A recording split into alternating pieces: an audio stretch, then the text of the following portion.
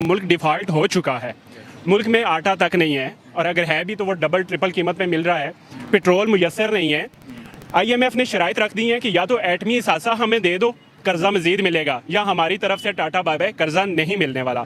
अवाम को हौसला देना पड़ता है ना, एज ए फाइनेंस मिनिस्टर आपने हौसला देना होता है कि यार बस ठीक हो जाएगी, वक्त की तकलीफ है, हो जाएगी। जब कोई हुक्मरान लीडर फ्यूचर टेंस में बात करे, फ्यूचर टेंस में, तो समझ लें कि वो चक्कर दे रहा है। मजा आया। मेरे ख्याल से तो महंगाई है ही नहीं है। अगर महंगाई होती तो ये देखें, ये इस तरह के मामलात ना चल रहे होते। अभी हम इस बेस पे आ गए हैं कि उन्होंने तो एज अ मतलब एक जुगत के तौर पे हमें कहा है जी हम मदद करेंगे। अब हम इस पोजीशन में आ गए हैं कि पाकिस्तान, पहले हम कहते पाकिस्तान का मतलब क्या, ला इलाहा इल्लल्लाह। अब ये हम कुफ्फार से मदद लेंगे अपने मुल्क को बचाने के लिए। तो हमें लग रहा था कि कुछ सूरत हाल रिलैक्स होगी, लेकिन अब जो हमें खबरें आ रही हैं वो ये कि इम्पोर्ट्स अभी तक बुरी तरह से मुतासर हुई हैं, नहीं आ रही। प्रोडक्शन जो है, जो कि रॉ मटेरियल हमें चाहिए इंडस्ट्रियल प्रोडक्शन के लिए, वो नहीं आ रहा। हमें रोज़ाना खबरें मिलती हैं, आज ये कंपनी बंद, आज ये कारखाना बंद हो गया, आज ये सनत बंद हो गई, आज ये सनत बंद हो गई, ये 15 दिन के लिए हो गई, 1 महीने के लिए हो गई। फिर उसके साथ साथ मुलाजमतों से भी लोगों को निकाला जा रहा है। ये तो बड़ी एक तशवीशनाक सूरत हाल है। टेक्सटाइल से भी खबरें आ रही हैं, स्पिनिंग से आ रही हैं, मोबाइल फ़ोन इंडस्ट्री से आ रही है, ऑटोमोबाइल से आ रही है। नमस्कार दोस्तों, पाकिस्तान में जनता महंगाई से परेशान है और पाकिस्तान के फाइनेंस मिनिस्टर इशाक डार कभी IMF से, कभी अपने दोस्त चाइना से लोन के लिए चक्कर काटते रहते हैं। पाकिस्तान का खजाना खत्म होने जा रहा है। पाकिस्तान से खबर आती रहती है कि कभी आटा महंगा हो गया तो कभी पेट्रोल महंगा हो गया। इन सब के बीच पाकिस्तान की आम जनता की बुरे हाल है। अमीरों के लिए कोई महंगाई नहीं है, इलेक्ट्रिसिटी के लाले पड़े हुए हैं, लाइट घंटे घंटों नहीं आती है। अब IMF ने भी अपनी शर्तों पर लोन देने के लिए बोल दिया है और चाइना ने पाकिस्तान को लोन दे देकर पाकिस्तान को एक तरीके से खरीद ही लिया है।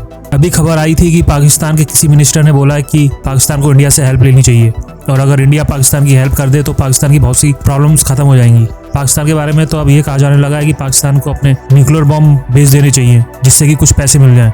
मगर पाकिस्तान की आर्मी और गवर्नमेंट ने अपनी पब्लिक को कश्मीर के पीछे लगा रखा है। इंडिया भी एक बार 1990s में IMF के पास गया था। इंडिया ने IMF के सारे कर्ज चुका दिए थे और उसके बाद से कभी इंडिया ने IMF का मुंह तक नहीं देखा है। पाकिस्तान को भी इंडिया से कुछ सीख लेना चाहिए अपनी जनता के लिए, मगर ज्यादातर पाकिस्तानी पब्लिक इंडिया से हेल्प नहीं लेना चाहते हैं। भूखे मर जाएंगे मगर कश्मीर लेके रहेंगे। लड़ाई लड़ने के लिए भी पेट भरा होना चाहिए। इन पाकिस्तानियों को कौन समझाए, अब मीडिया में बैठ कर रोते रहते हैं। आगे देखिए इस वीडियो में। हमारे चैनल को सब्सक्राइब करें और बेल आइकन दबाएं। जैसे कि आपने कहा है कि तुर्की की मदद की बात आपने की, हमारे मियां शहबाज शरीफ साहब जो प्राइम मिनिस्टर हैं, उन्होंने तुर्की की भी मदद की है। बड़ी शर्मनाक हरकत उन्होंने की है। जो पाकिस्तान में फ्लड आया था ये लास्ट, इसमें तुर्की ने हमें मदद भेजी थी, वो इन्होंने इस्तेमाल नहीं की, वो मुतासरीन तक नहीं पहुँचाई। उसी को रीपैक करके इन्होंने तुर्की की भेजी हुई मदद तुर्की को ही जवाब वापस की है। मजा नहीं आ रहा है। देखिए, हिंदुस्तान को भी जब 1991 में क्राइसिस आया था तो वो भी IMF में गया, लेकिन वक्त से पहले जल्दी से निकल आया IMF से। और किसने बचाया था उसको? जो नॉन रेजिडेंट इंडियंस थे, उन्होंने इंडिया को निकाला, क्योंकि इंडिया ने एक बॉन्ड फ्लोट किया था, उसका नाम ही रखा था नॉन रेजिडेंट इंडियन बॉन्ड। लोगों ने बिलियंस उस बॉन्ड में इन्वेस्टमेंट की और इतने पैसे आ गए, उन्होंने कहा जी खुदा हाफिज, मुझे ज़रूरत नहीं है आपके $2 बिलियन की। निकल आया IMF से। आज भी हमारे नॉन रेजिडेंट पाकिस्तानीज जो है NRP, वो हमें इस मुसीबत से निकाल सकते हैं, बशर्ते कि यहाँ पर ऐसी हुकूमत हो जिसका एतमाद उन लोगों के पास हो। ठीक है, अवाम बस ऐसी अवाम है, बस ठीक है, क्योंकि वो सिर्फ वोट देने के लिए है। अवाम सिर्फ वोट देने के लिए है। वो किसी को 2 कीमे वाली नान मिल जाएगी, उस पर वोट दे देगा, किसी को कोई बिरयानी मिल जाएगी, उस पर वोट दे देगा, बस। वो तो इसीलिए ज़रूरी है कि आप इतनी ज़्यादा गुर्बत जो है आप फैला के रखें कि किसी को 2 कीमे वाली नान दे देंगे तो वो आपके लिए जान दे देगा। इस हालत तक पहुँचा दे कौम को। फिच की रेटिंग जो है, मेरे ख्याल में ये लोएस्ट रेटिंग होती है, इसलिए इसका आउटलुक भी वो नहीं बताते हैं, क्योंकि इस जो CC- है, इसका कोई आउटलुक नहीं है। आउटलुक बर्बाद है, बिल्कुल तबाही और बर्बादी वाला आउटलुक है, इसलिए वो बताते भी नहीं है। या तो स्टेबल होता है, आउटलुक पॉजिटिव होता है, या नेगेटिव होता है। ये नेगेटिव से भी नीचे चला गया है, तो ये इसकी जो नीचे है वो सिलेक्टिव डिफॉल्ट कहलाता है, SD। सिलेक्टिव डिफॉल्ट का क्या मतलब है डॉक्टर साहब? सिलेक्टिव का क्या मतलब? तो अभी हम अगर डिफ़ॉल्ट कर दें ना तो हम उसको सिलेक्टिव डिफ़ॉल्ट कहते हैं रेटिंग एजेंसीज की ज़बान में। तो वो SD कहलाता है। तो CC- के बाद जो है नीचे जो है SD है, यानी सिलेक्टिव डिफ़ॉल्ट।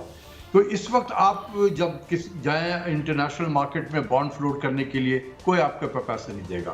कहने का मतलब ये है कि लोगों को, मार्केट को ये पता है कि आप ऑलमोस्ट आपका खजाना खाली है और आप अपनी डेट सर्विसिंग नहीं कर सकते हैं जब तक कि आपको कहीं से पैसे वैसे ना मिले। जब कोई हुक्मरान, लीडर फ्यूचर टेंस में बात करे, फ्यूचर टेंस में, तो समझ लें कि वो चक्कर दे रहा है। ये आप लोगों के लिए मैं बता रहा हूँ, क्योंकि आप बड़े माने हुए जाने हुए लोग हैं, मीडिया पे लोग आपको सुनते हैं। आप लोगों को बताएं कि जब कोई लीडर फ्यूचर टेंस में बात करे, हम ये कर देंगे, ये चीज़ें हो जाएंगी, हम वहाँ पहुँच जाएंगे, तो समझ लें वो चक्कर दे रहा है। वो आपको अपनी जान छुड़ा रहा है इस वक्त ये कहकर। डॉक्टर साहब नहायत एहतराम से बड़ी अहम बात की आपने, बड़ी अहम। देखिए बात ये होती है कि आज महंगाई का तूफान तो इन्होंने बम गिरा दिया, एटम बम, लेकिन काश जो जैसे आपने कहा कर देगा, ये कहते कि हमने आज आधे वजीर कर दिए हैं, हुकूमत के अखराजात इतने कम कर लिए हैं, सरकारी घर जिनके पास 8-8 कनाल के उन्हें 10 मरले के घर पे शिफ्ट कर दिया है, जिनके पास 20-20 मुलाजम है उनका 1 कर दिया है। तो वाकई ही डॉक्टर साहब ये बात पढ़े लिखे आदमी अच्छी गुफ्तगू करते हैं। मेरा ख्याल है काश ये बातें हुक्मरान भी समझ। हमें तो बड़ी तशवीशनाक खबरें मिल रही हैं कि इस वजह से कि जब डॉक्टर साहब ने गुज़िश्ता मंडे को कहा था कि अगले 3-4 दिन में SLA यानी स्टाफ लेवल एग्रीमेंट हो जाएगा IMF से, तो हमें लग रहा था कि कुछ सूरत हाल रिलैक्स होगी। लेकिन अब जो हमें खबरें आ रही हैं वो ये कि इम्पोर्ट्स अभी तक बुरी तरह से मुतासर हुई हैं, नहीं आ रही। प्रोडक्शन जो है, जो कि रॉ मटेरियल हमें चाहिए इंडस्ट्रियल प्रोडक्शन के लिए, वो नहीं आ रहा। हमें रोज़ाना खबरें मिलती हैं, आज ये कंपनी बंद, आज ये कारखाना बंद हो गया, आज ये सनत बंद हो गई, आज ये सनत बंद हो गई, ये 15 दिन के लिए हो गई, 1 महीने के लिए हो गई। फिर उसके साथ साथ मुलाजमतों से भी लोगों को निकाला जा रहा है। ये तो बड़ी एक तशवीशनाक सूरत हाल है। टेक्सटाइल से भी खबरें आ रही हैं, स्पिनिंग से आ रही हैं, मोबाइल फ़ोन इंडस्ट्री से आ रही है, ऑटोमोबाइल से आ रही है। कामरान साहब बहुत खराब है, उसमें कोई 2 बातें हो नहीं सकती, ना मैं उसमें कोई और बात कर सकता हूँ। भाई पोर्ट के ऊपर जो कंटेनर्स हैं उसके अंदर से काफी कंटेनर्स रिलीज हुए हैं, लेकिन उनकी जो रिलीज होने का जो तरीकाकार है, अब एक कंटेनर मेरा है उसके ऊपर 20 लाख 25 लाख रुपए का डैमरेज या डिटेंशन चार्ज हो गया है, और ना शिपिंग एजेंसीज ना पोर्ट हैंडलर्स कोई हमसे बात कर रहे हैं। तो जो है ना उसके लिए वो उनको एप्लीकेशन दे देते हैं, वो आगे जाके कह देते हैं जी प्रिंसिपल ने मना कर दिया।